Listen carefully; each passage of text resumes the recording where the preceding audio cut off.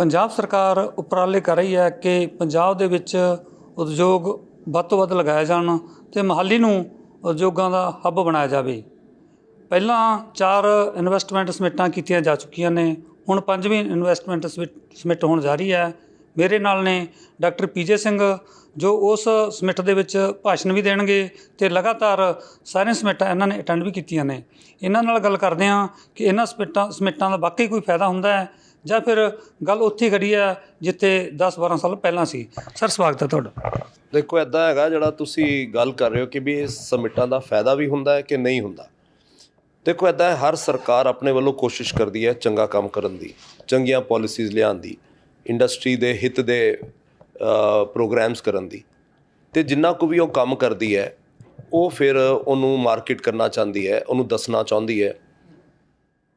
ਅਤੇ ਉਹ ਦੱਸਣ ਵਾਸਤੇ ਇਹ ਇੱਕ ਵੱਡਾ ਸੰਮੇਲਨ ਹੈ, ਸਮਿਟ ਜਿਹਨੂੰ ਕਹਿੰਦੇ ਆ, ਤਾਂ ਕਿ ਵੀ ਸਭ ਨੂੰ ਪਤਾ ਲੱਗੇ ਕਿ ਪੰਜਾਬ ਕਿਵੇਂ ਸ਼ੋਕੇਸ ਕਰਨਾ ਚਾਹੁੰਦਾ ਹੈ ਜਿਹੜਾ ਉਹਨੇ ਆਪਣਾ ਇੰਡਸਟਰੀ ਪ੍ਰਤੀ ਕੰਮ ਕੀਤਾ। ਤੋ ਜੇ ਮੈਂ ਕਹਾਂਗਾ ਕਿ ਇਹਨਾਂ ਸਮਿਟਸ ਦਾ ਫਾਇਦਾ ਹੈ ਤਾਂ ਬਹੁਤ ਫਾਇਦਾ ਹੈ, ਕਿਉਂਕਿ ਉਸ ਤੋਂ ਬਿਨਾਂ ਕਿਵੇਂ ਦੂਜੇ ਇਨਵੈਸਟਰਸ ਨੂੰ, ਦੂਜੇ ਰਾਜਿਆਂ ਦੇ ਇੰਡਸਟਰੀਜ਼ ਨੂੰ ਪਤਾ ਲੱਗੇਗਾ ਕਿ ਪੰਜਾਬ ਕੀ ਕੰਮ ਕਰ ਰਿਹਾ। ਤੋ ਇਹ ਇੱਕ ਹਮਲਾ ਹੁੰਦਾ ਹੈ, ਇੱਕ ਵੱਡਾ ਉਪਰਾਲਾ ਹੁੰਦਾ ਹੈ ਉਸ ਵਾਸਤੇ। ਤੁਸੀਂ ਲਗਾਤਾਰ ਅਟੈਂਡ ਕਰ ਰਹੇ ਹੋ ਸਮਿਟਸ, ਪਿਛਲੇ 10-12 ਸਾਲਾਂ ਤੋਂ ਇਹ ਸਿਲਸਿਲਾ ਜਾਰੀ ਹੈ। ਕੋਈ ਵੱਡੇ ਨਾਂ ਇੰਡਸਟਰੀ ਦੇ ਜਿਹੜੇ ਮੁਹਾਲੀ, ਲੁਧਿਆਣਾ ਜਾਂ ਕਿਤੇ ਹੋਰ ਵੱਡੇ ਸ਼ਹਿਰਾਂ 'ਚ ਆਏ ਹੋਣ, ਜਿੱਦਾਂ ਇਹ ਲੱਗਿਆ ਕਿ ਪੰਜਾਬ ਦੇ ਵਿੱਚ ਰੁਜ਼ਗਾਰ ਵੀ ਮਿਲਿਆ, ਪੰਜਾਬ ਨੂੰ ਵਿੱਤੀ ਤੌਰ 'ਤੇ ਫਾਇਦਾ ਵੀ ਹੈ, ਕੋਈ ਵੱਡੀਆਂ ਇੰਡਸਟਰੀਆਂ ਦੇ ਨਾਂ ਜੇ ਤੁਹਾਡੇ ਯਾਦ ਹੋਣ? ਦੇਖੋ ਇੱਦਾਂ ਹੈਗਾ, ਜੇ ਆਪਾਂ ਇੱਦਾਂ ਨਾਮ ਲਈਏ ਤਾਂ ਬੜੇ ਨਾਮ ਹੈਗੇ ਨੇ ਜਿਨ੍ਹਾਂ ਨੇ ਇੱਥੇ ਆ ਕੇ ਵੱਡੇ ਕਾਰੋਬਾਰ ਸ਼ੁਰੂ ਕੀਤੇ। ਪਰ ਇਹ ਵੀ ਗੱਲ ਹੈਗੀ ਹੈ ਕਿ ਪਿਛਲੇ 10 ਸਾਲਾਂ ਦੀ ਅਗਰ ਅਸੀਂ ਗੱਲ ਕਰੀਏ ਤਾਂ ਪਿਛਲੀਆਂ ਸਰਕਾਰਾਂ ਦੇ ਇੰਡਸਟਰੀ 'ਤੇ ਫੋਕਸ ਬੜਾ ਘੱਟ ਸੀ, ਜਿਹਦੇ ਕਰਕੇ ਡਿਸਪਾਈਟ ਕਿ ਉਹਨਾਂ ਨੇ ਇਹੋ ਜਿਹੇ ਸਮਿਟ ਜਿਹੜੇ ਨੇ ਕੀਤੇ, ਪਰ ਓਨਾ ਫਾਇਦਾ ਨਹੀਂ ਹੋਇਆ ਜਿੰਨਾ ਅਸੀਂ ਉਮੀਦ ਕਰਦੇ ਸੀ ਇਹਨਾਂ ਤੋਂ। ਦੂਜੀ ਗੱਲ ਹੈ ਕਿ ਕਈ ਵਾਰੀ ਇਨਵੈਸਟਰ ਵਾਅਦਾ ਕਰਕੇ ਅਤੇ ਨਹੀਂ ਯੂਨਿਟ ਲਾਉਂਦਾ, ਪਰ ਜੇ ਕਹੀਏ ਕਿ ਬਿਲਕੁਲ ਯੂਨਿਟ ਨਹੀਂ ਲੱਗੇ ਤਾਂ ਬੜੇ ਯੂਨਿਟ ਲੱਗੇ। ਇਨਫੋਸਿਸ ਆਇਆ, ਬਹੁਤ ਵੱਡੇ ਪੱਧਰ 'ਤੇ ਲਾਸਟ ਸਮਿਟ 'ਚੋਂ ਆਇਆ ਸੀ ਉਹ, ਠੀਕ ਹੈ। ਤੋ ਇੱਦਾਂ ਦੀਆਂ ਬਹੁਤ ਲੱਗੀਆਂ ਨੇ। ਆਪਾਂ ਜੇ ਗੱਲ ਕਰੀਏ ਛੋਟੀਆਂ ਵੱਡੀਆਂ ਫੈਕਟਰੀਆਂ, ਛੋਟੀਆਂ ਵੱਡੀਆਂ ਕਾਰੋਬਾਰ, ਜਿਹਦੇ ਤੋਂ ਰੁਜ਼ਗਾਰ ਵੀ ਮਿਲਿਆ, ਪਰ ਜਿੰਨੀਆਂ ਲੱਗਣੀਆਂ ਚਾਹੀਦੀਆਂ ਨੇ ਫੈਕਟਰੀਆਂ, ਜਿੰਨੇ ਵੱਡੇ ਯੂਨਿਟ ਪੰਜਾਬ 'ਚ ਆਉਣੇ ਚਾਹੀਦੇ ਨੇ, ਉਨੇ ਨਹੀਂ ਆ ਰਹੇ।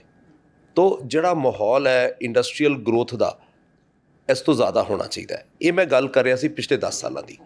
ਪਰ ਜਿਹੜੀ ਹੁਣ ਸਰਕਾਰ ਆਈ, ਇਸ ਸਰਕਾਰ ਦਾ ਜ਼ਿਆਦਾ ਫੋਕਸ ਇੰਡਸਟਰੀ ਸੀ। ਤੋ ਇਹ ਚਾਹੁੰਦੇ ਨੇ 2 ਚੀਜ਼ਾਂ। ਇੱਕ ਜਿਹੜੇ ਗ੍ਰਾਸ ਰੂਟ, ਜਿਹਨੂੰ ਆਪਾਂ ਕੀ ਕਹਿੰਦੇ, ਬਾਟਮ ਆਫ ਦਾ ਪਿਰਾਮਿਡ ਲੋਕ ਨੇ, ਜਿਹੜੇ ਆਮ ਆਦਮੀ ਹੈ, ਇੱਕ ਤਾਂ ਇਹਨਾਂ ਦਾ ਫੋਕਸ ਉੱਥੇ ਹੈ। ਉਹਨਾਂ ਨੂੰ ਇਹ ਬਹੁਤ ਸਹੂਲਤਾਂ ਦੇਣਾ ਚਾਹੁੰਦੇ ਨੇ, ਪਰ ਉਹ ਸਹੂਲਤਾਂ ਦੇਣ ਵਾਸਤੇ ਸ਼ਾਇਦ ਪੰਜਾਬ ਦੇ ਕੋਲ ਖਜ਼ਾਨੇ 'ਚ ਕੋਈ ਪੈਸੇ ਨਹੀਂ ਹੈਗੇ। ਉਹ ਆਪਾਂ ਨੂੰ ਸਾਰਿਆਂ ਨੂੰ ਪਤਾ ਹੈ ਕਰਜ਼ੇ ਦੇ ਬਾਰੇ। ਤਾਂ ਇਹਨਾਂ ਦਾ ਦੂਜਾ ਫੋਕਸ ਹੈ ਕਿ ਵੀ ਇਹ ਪੈਸਾ ਆਊਗਾ ਕਿੱਥੋਂ। ਤੋ ਉਸ ਵਾਸਤੇ ਇੰਡਸਟਰੀ ਅਤੇ ਬਿਜ਼ਨਸ ਜਿਹੜਾ ਹੈਗਾ, ਉਹਦੀ ਗਰੋਥ ਕੀਤੇ ਬਿਨਾਂ ਇਹਨਾਂ ਕੋਲ ਪੈਸਾ ਨਹੀਂ ਆ ਸਕਦਾ।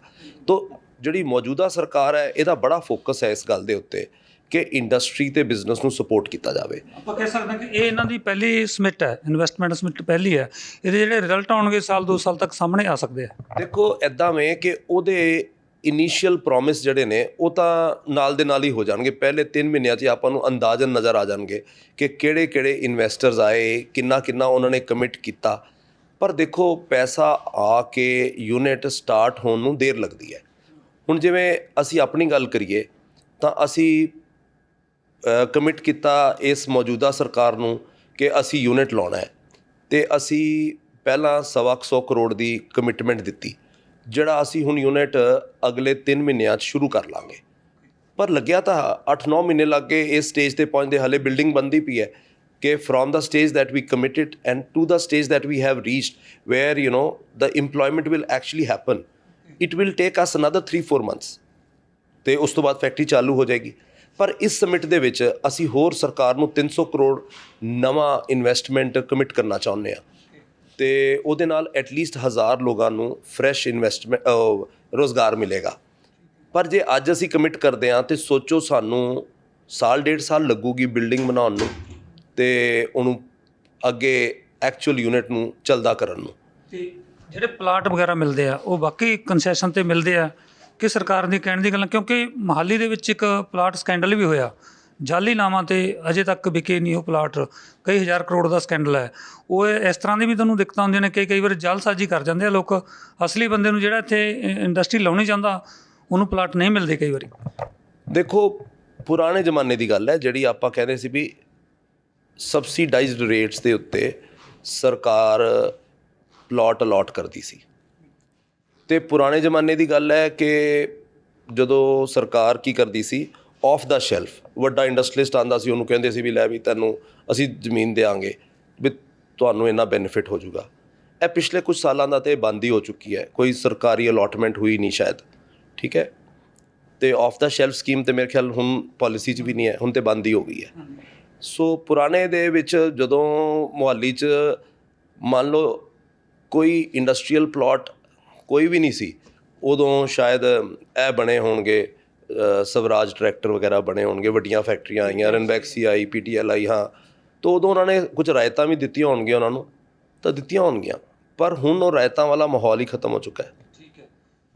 ਮੋਹਾਲੀ ਨੂੰ ਜੇ ਕੰਪੈਰੀਜ਼ਨ ਕਰੀ ਮੋਹਾਲੀ ਦਾ ਵੱਡੇ ਕਿਸੇ ਸ਼ਹਿਰ ਨਾਲ, ਜਿਸ ਤਰ੍ਹਾਂ ਤੁਸੀਂ ਕਿਹਾ ਕਿ ਪੂਨੇ, ਬੰਗਲੌਰ ਸਭ ਤੋਂ ਜ਼ਿਆਦਾ ਇਨਵੈਸਟਮੈਂਟ ਉੱਥੇ ਹੋ ਰਹੀ ਹੈ, ਉੱਥੇ ਫਿਰ ਇਹੋ ਜਿਹਾ ਕੀ ਹੈ ਕਿ ਸਾਰੇ ਉੱਧਰ ਭੱਜਦੇ ਆ ਉਦਯੋਗਪਤੀ? ਦੇਖੋ, ਇੱਦਾਂ ਹੈਗਾ ਕਿ investment is done as a cycle ਕੀ ਹੈਗਾ ਕਿ ਵੀ ਪਹਿਲਾਂ ਸਰਕਾਰ ਚੰਗੀਆਂ ਨੀਤੀਆਂ ਲੈ ਕੇ ਆਉਂਦੀ ਹੈ, ਦੂਜਾ ਕੀ ਹੈ ਸਰਕਾਰ ਇਨਫਰਾਸਟਰਕਚਰ ਪ੍ਰੋਵਾਈਡ ਕਰਦੀ ਹੈ, ਅਤੇ ਤੀਜਾ ਕੀ ਕਰਦੀ ਹੈ ਮਾਰਕੀਟ ਕਰਦੀ ਹੈ ਉਹਨੂੰ, ਠੀਕ ਹੈ।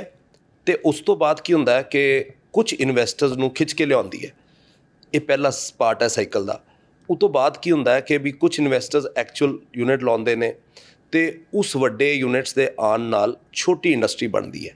ਉਹ ਛੋਟੀ ਇੰਡਸਟਰੀ ਜਦੋਂ ਨਾਲ ਆਉਂਦੀ ਹੈ ਅਤੇ ਫਿਰ ਕੀ ਹੁੰਦਾ ਹੈ ਕਿ ਇੱਕ ਪੂਰਾ ਈਕੋਸਿਸਟਮ ਕ੍ਰੀਏਟ ਹੁੰਦਾ ਹੈ, ਅਤੇ ਇਹ ਈਕੋਸਿਸਟਮ ਜਦੋਂ ਕ੍ਰੀਏਟ ਹੁੰਦਾ ਹੈ, it sets in a chain reaction for more units to come, correct. ਅਤੇ ਜੇ ਸਰਕਾਰ ਦੀ ਇੰਟੈਂਟ ਚੰਗੀ ਹੈ, ਸਰਕਾਰ ਡਾਇਨੇਮਿਕ ਹੈ, ਸਰਕਾਰ ਹੋਰ ਇੰਡਸਟਰੀ ਨੂੰ ਉਤਸ਼ਾਹ ਦੇਣਾ ਚਾਹੁੰਦੀ ਹੈ, ਤਾਂ ਫਿਰ ਛੋਟੀਆਂ ਮੋਟੀਆਂ ਪ੍ਰੋਬਲਮਸ ਜਿਹੜੀਆਂ ਇੰਡਸਟਰੀ ਮੁੜ ਦੱਸਦੀ ਹੈ, ਛੋਟੀਆਂ ਕੰਪਨੀਆਂ ਦੀਆਂ ਆਪਣੀਆਂ ਪ੍ਰੋਬਲਮਸ ਹੁੰਦੀਆਂ, ਵੱਡੀਆਂ ਦੀਆਂ ਆਪਣੀਆਂ ਪ੍ਰੋਬਲਮਸ ਹੁੰਦੀਆਂ, ਅਤੇ ਜੇ ਸਰਕਾਰ ਰੈਗੂਲਰਲੀ ਉਹਨੂੰ ਸੋਲਵ ਕਰਦੀ ਜਾਵੇ, ਇੰਡਸਟਰੀਅਲ ਪੋਲਿਸੀਜ਼ ਨੂੰ ਇੰਪਰੂਵ ਕਰਦੀ ਜਾਵੇ, ease of doing business, ease of living ਨੂੰ ਇੰਪਰੂਵ ਕਰਦੀ ਜਾਵੇ, ਤਾਂ ਹੁੰਦਾ ਕੀ ਹੈ ਕਿ ਇਹ ਇੱਕ ਵੇਵ ਬਣ ਜਾਂਦੀ ਹੈ। ਫਿਰ ਉਹ ਏਰੀਆ ਦੇ ਵਿੱਚ ਬਹੁਤ ਜ਼ਿਆਦਾ ਇਨਵੈਸਟਮੈਂਟ ਜਿਹੜੀ ਆਉਣੀ ਸ਼ੁਰੂ ਹੋ ਜਾਂਦੀ ਹੈ। ਤਾਂ ਪੰਜਾਬ ਦੇ ਪਿਛਲੇ 10 ਸਾਲਾਂ 'ਚ ਦੇਖੀਏ ਤਾਂ ਇਹੋ ਜਿਹਾ ਸਟਰੋਂਗ ਵੇਵ ਬਣੀ ਹੋਈ ਨਹੀਂ। ਆਪਾਂ ਦੇਖੀਏ ਕਿ ਵੀ ਪਰ ਹੁਣ ਪਿਛਲੇ 1 ਸਾਲ ਤੋਂ ਮੌਜੂਦਾ ਸਰਕਾਰ ਜਦੋਂ ਆਈ ਹੈ, ਇਹਨਾਂ ਦਾ ਬੜਾ ਫੋਕਸ ਹੈ। ਜਿਵੇਂ CM ਸਾਹਿਬ ਨੇ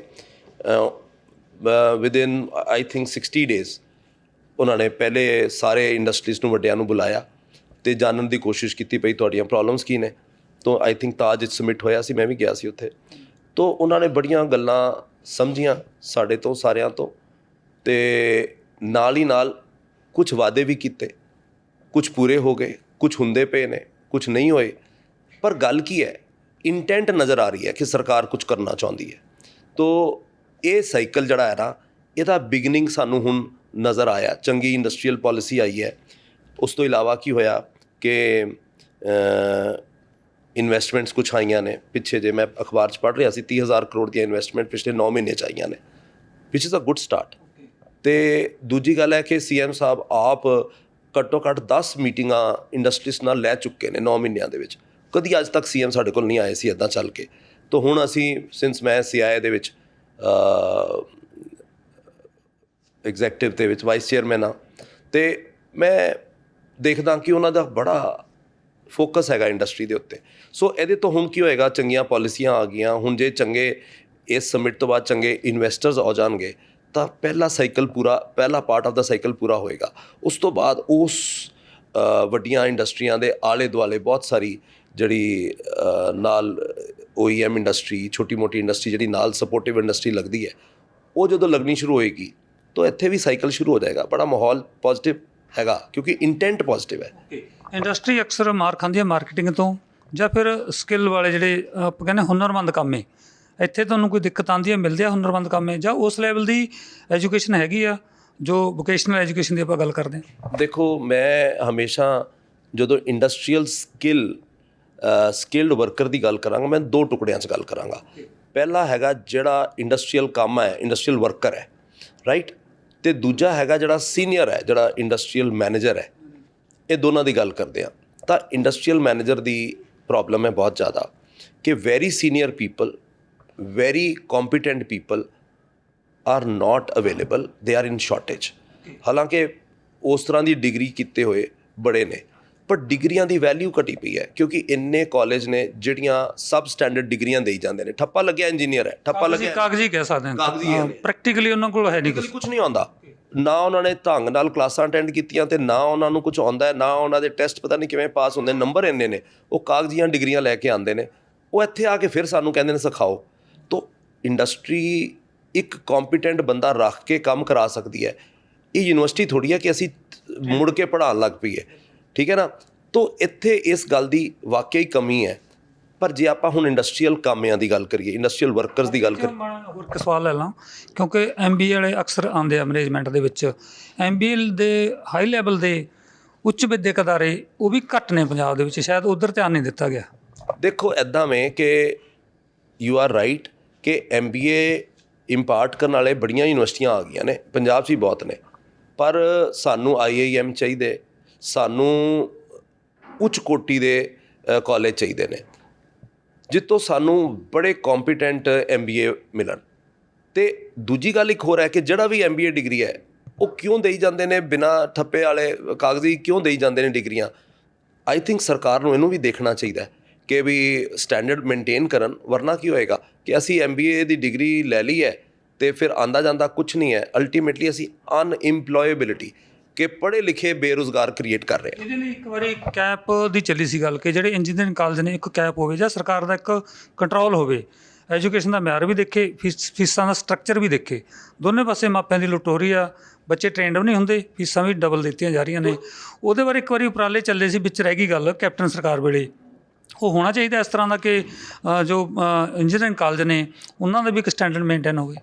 ਦੇਖੋ ਮੇਰੇ ਹਿਸਾਬ ਨਾਲ ਕੋਈ ਤਾਂ ਸਟੇਟ ਲੈਵਲ 'ਤੇ ਜਾਂ ਨੈਸ਼ਨਲ ਲੈਵਲ 'ਤੇ ਕੋਈ ਅਦਾਰਾ ਹੋਣਾ ਚਾਹੀਦਾ ਜਿਹੜਾ ਇਸ ਸਟੈਂਡਰਡ ਦਾ ਕੋਈ ਨਾ ਕੋਈ ਨਿਰੀਖਣ ਕਰੇ, ਆਡਿਟ ਕਰੇ, ਮੈਜਰਮੈਂਟ ਕਰੇ ਅਤੇ ਦੇਖੇ ਕਿ ਹਰ ਕਾਲਜ ਕਿਸ ਲੈਵਲ 'ਤੇ ਖੜ੍ਹਾ ਹੈ। ਅਤੇ ਜਦ ਤੱਕ ਕਿ ਉਹ ਮਿਨੀਮਮ ਉਸ threshold level the qualification, quality of education ਨਹੀਂ ਦਿੰਦਾ, ਮੇਰੇ ਹਿਸਾਬ ਨਾਲ ਉਹਨੂੰ ਬੰਦ ਕਰ ਦੇਣਾ ਚਾਹੀਦਾ।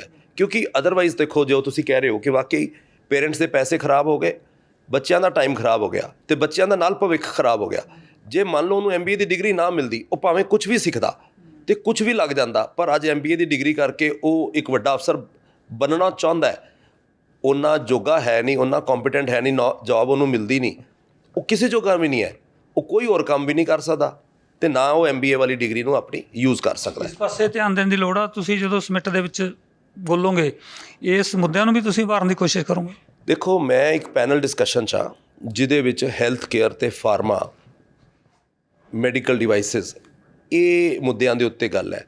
ਮੇਰਾ ਇੱਕ ਪੁਆਇੰਟ ਇਹਦੇ 'ਤੇ ਪੂਰਾ ਫੋਕਸ ਕਰਦਾ ਹੈ ਕਿ ਬਈ ਅਸੀਂ ਜਦ ਤੱਕ ਐਜੂਕੇਸ਼ਨ ਦਾ ਲੈਵਲ ਨਹੀਂ ਵਧਾਵਾਂਗੇ, ਅਸੀਂ ਇੰਡਸਟਰੀ ਦੇ ਲੈਵਲ ਨੂੰ ਵਧਾ ਹੀ ਨਹੀਂ ਸਕਦੇ। ਇੰਡਸਟਰੀ ਦਾ ਲੈਵਲ ਨਹੀਂ ਵਧੇਗਾ ਤਾਂ ਬਿਜ਼ਨਸ ਨਹੀਂ ਵੱਧ ਸਕਦਾ, ਬਿਜ਼ਨਸ ਨਹੀਂ ਵਧੇਗਾ, ਪ੍ਰੋਸਪੈਰਿਟੀ ਨਹੀਂ ਆ ਸਕਦੀ। ਅਤੇ ਜੇ ਅਸੀਂ ਕੰਪੇਅਰ ਕਰਨਾ ਆਪਣੇ ਆਪ ਨੂੰ ਡਿਵੈਲਪਡ ਨੇਸ਼ਨਸ ਨੂੰ, US ਦੇ ਨਾਲ, ਅਸੀਂ ਇੱਕ ਡਿਵੈਲਪਡ ਨੇਸ਼ਨ ਬਣਨ ਦਾ ਇੱਕ ਐਸਪੀਰੇਸ਼ਨ ਰੱਖਦੇ ਹਾਂ। ਅਸੀਂ ਹੁਣ $5 ਟ੍ਰਿਲੀਅਨ ਦਾ ਅਸੀਂ ਏਮ ਵੀ ਰੱਖਿਆ ਹੋਇਆ ਨੇਸ਼ਨ ਨੇ, ਪਰ ਇਹ ਪੋਸੀਬਲ ਕਿਵੇਂ ਹੈ? ਜਦੋਂ ਅਸੀਂ ਐਜੂਕੇਸ਼ਨ ਦਾ ਪਹਿਲਾ ਲੈਵਲ ਚੁੱਕਾਂਗੇ ਅਤੇ ਹਰ ਸਟੇਟ ਅਤੇ ਹਰ ਨੈਸ਼ਨਲ ਸਰਕਾਰ ਦਾ ਇਹ ਜ਼ਿੰਮੇਵਾਰੀ ਬਣਦੀ ਹੈ ਕਿ ਇਹਦੇ 'ਤੇ ਪੂਰਾ ਧਿਆਨ ਦਿੱਤਾ ਜਾਵੇ। ਸਿਰਫ ਨੰਬਰ ਆਫ ਕਾਲਜਿਸ ਖੋਲ੍ਹਣ ਨਾਲ ਕੋਈ ਫਾਇਦਾ ਨਹੀਂ ਹੋ ਰਿਹਾ।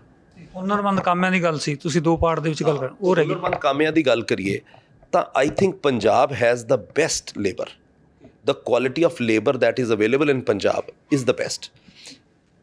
ਪੰਜਾਬੀ ਜਿਹੜਾ ਇੱਕ ਐਵਰੇਜ ਕਾਮਾ ਹੈ ਨਾ, ਉਹ ਬੜਾ ਪੋਜ਼ੀਟਿਵ ਮਾਈਂਡਡ ਹੈ, ਉਹ ਹਿੰਮਤ ਰੱਖਦਾ ਹੈ, ਉਹ ਕੀ ਹੈ, ਹਾਰਡ ਵਰਕਰ ਹੈ, ਠੀਕ ਹੈ। ਉਹਨੂੰ ਚਾਹੀਦਾ ਚੰਗਾ ਮਾਹੌਲ। ਬਸ ਜਿਸ ਫੈਕਟਰੀ 'ਚ ਚੰਗਾ ਮਾਹੌਲ ਹੈ ਉੱਥੇ ਇੱਕ ਪੰਜਾਬੀ ਵਰਕਰ ਕੰਮ ਵੀ ਕਰਨਾ ਚਾਹੁੰਦਾ ਹੈ, ਦਿਲ ਲਾ ਕੇ ਵੀ ਕਰਨਾ ਚਾਹੁੰਦਾ ਹੈ ਅਤੇ ਉਹਦੀ ਆਊਟਪੁੱਟ ਵੀ ਬਹੁਤ ਵਧੀਆ ਹੈ।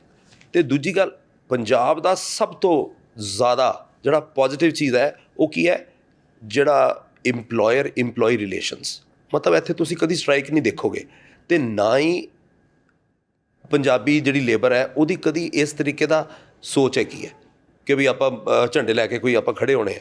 ਤੋ ਕਿਉਂ ਨਹੀਂ ਹੈ? ਕਿਉਂਕਿ they are all coming from a background ਜਿੱਥੇ ਮਿਹਨਤ ਕਰਨ ਨੂੰ ਇੱਕ ਇੱਕ ਮੰਨ ਲਓ ਸਾਡਾ ਰਿਵਾਜ ਹੈ ਵੀ ਅਸੀਂ ਇੱਥੇ ਮਿਹਨਤ ਕਰਕੇ ਜੀਣਾ ਚਾਹੁੰਦੇ ਹਾਂ। ਅਤੇ ਅਗਲੀ ਜਿਹੜਾ ਸਵਾਲ ਆ ਜਾਂਦਾ ਹੈ ਕਿ ਮੇਕ ਇਨ ਇੰਡੀਆ ਦਾ ਨਾਅਰਾ ਦਿੱਤਾ ਸੀ ਪ੍ਰਧਾਨ ਮੰਤਰੀ ਨਰਿੰਦਰ ਮੋਦੀ ਨੇ, ਉਹ ਨਾਅਰੇ ਦਾ ਕੁਛ ਅਸਰ ਹੋਣ ਲੱਗਿਆ? ਕੋਈ ਇੰਡਸਟਰੀਲਿਸਟਾਂ ਦੀ ਉਸ ਲੈਵਲ ਦੀ ਸੋਚ ਬਣ ਗਈ ਕਿ ਵਾਕਈ ਆਪਾਂ ਇੱਥੇ ਕੁਛ ਬਣਾਈਏ? ਦੇਖੋ, ਮੇਕ ਇਨ ਇੰਡੀਆ ਦਾ ਨਾਅਰਾ I think was the most important thing to take India to the next level of that India can now be called as the production hub of the world। ਤੇ ਆਪਾਂ ਕਹੀਏ ਕਿ ਫਾਇਦਾ ਹੋਇਆ, ਹਾਂ ਬਹੁਤ ਫਾਇਦਾ ਹੋਇਆ। ਕਿਉਂ? ਕਿਉਂਕਿ ਐਟਲੀਸਟ ਸੋਚ ਬਣ ਗਈ। ਦੋ ਇਹਦੇ 'ਚ ਮੈਂ ਗੱਲ ਕਿਹਦੀ ਸੋਚ ਬਣੀ? ਸਭ ਤੋਂ ਪਹਿਲਾਂ ਕਿ ਜਿਹੜਾ ਇੱਕ ਐਵਰੇਜ ਕੰਜ਼ਿਊਮਰ ਹੈ ਉਹ ਮੇਡ ਇਨ ਇੰਡੀਆ ਪ੍ਰੋਡਕਟ ਦੇਖਦਾ ਅਤੇ ਉਹ ਹੁਣ ਨਾ ਨਹੀਂ ਕਰਦਾ, ਉਹ ਲੈਣ ਨੂੰ ਤਿਆਰ ਹੈ, ਉਹਨੂੰ ਉਹ ਵਿਦ ਪ੍ਰਾਊਡ ਉਹ ਲੈਣਾ ਚਾਹੁੰਦਾ ਹੈ ਉਸ ਪ੍ਰੋਡਕਟ ਨੂੰ। ਤਾਂ ਸਭ ਤੋਂ ਪਹਿਲੀ ਚੀਜ਼ ਹੋਈ ਉਹਦੇ ਨਾਲ। ਅਤੇ ਦੂਜਾ ਕਿ ਇੱਕ ਇੰਡਸਟਰੀਲਿਸਟ ਹੁਣ ਇਸ ਗੱਲ 'ਤੇ ਤੁਰ ਪਿਆ ਕਿ ਵੀ ਆਪਾਂ ਇੰਪੋਰਟ ਕੀ ਕਰਦੇ ਹਾਂ, ਜੋ ਇੰਪੋਰਟ ਕਰਦੇ ਹਾਂ ਆਪਾਂ ਇੱਥੇ ਬਣਾ ਕਿਉਂ ਨਹੀਂ ਸਕਦੇ? ਤਾਂ ਹੁਣ ਰਿਵਰਸ ਕੈਲਕੂਲੇਸ਼ਨ, ਰਿਵਰਸ ਗਿਣਤੀ ਸ਼ੁਰੂ ਹੋ ਗਈ। ਉਹਦੇ ਨਾਲ ਕੀ ਹੋਇਆ ਕਿ ਆਪਾਂ ਇੰਡਸਟਰੀਜ਼ ਜਿਹੜੀ ਵੀ ਫੀਲਡ 'ਚ ਆ, ਜਿਵੇਂ ਹੁਣ ਅਸੀਂ ਮੈਡੀਕਲ ਡਿਵਾਈਸਿਸ ਆ, ਅਸੀਂ ਸਭ ਤੋਂ ਪਹਿਲਾਂ ਸਟਾਰਟ ਕੀ ਕਰਦੇ ਹਾਂ, ਸਾਲ ਦੇ ਵਿੱਚ ਬਿਜ਼ਨਸ ਪਲਾਨ ਬਣਦਾ ਹੈ। ਆਪਾਂ ਕਹਿੰਦੇ ਹੁਣ ਪ੍ਰੋਡਕਟ ਕਿਹੜਾ ਬਣਾਉਣਾ ਹੈ, ਮੇਰੀ ਫੀਲਡ ਦਾ ਪ੍ਰੋਡਕਟ ਇੰਪੋਰਟ ਕੀ ਹੋ ਰਿਹਾ ਇੰਡੀਆ 'ਚ, ਅਸੀਂ ਉਹ ਲਿਸਟ ਲੈਂਦੇ ਹਾਂ, ਉਹਨੂੰ ਦੇਖਦੇ ਹਾਂ ਕਿ ਬਈ ਹੁਣ ਅਸੀਂ ਇੰਟਰਨੈਸ਼ਨਲ ਸਟੈਂਡਰਡ ਦਾ ਇਹ ਪ੍ਰੋਡਕਟ ਅਗਰ ਬਣਾ ਲੈਂਦੇ ਹਾਂ ਤਾਂ ਪਹਿਲਾ ਕੀ ਫਾਇਦਾ ਹੈ ਕਿ ਉਹਦੀ ਮਾਰਕੀਟ ਬਣੀ ਬਣਾਈ ਹੈ ਇੰਡੀਆ 'ਚ, ਕਿਉਂਕਿ ਇੰਪੋਰਟ ਹੋ ਰਿਹਾ ਸੀ, ਅੱਜ ਇੰਡੀਆ 'ਚ ਕੋਈ ਬਣਾ ਨਹੀਂ ਰਿਹਾ ਸੀ।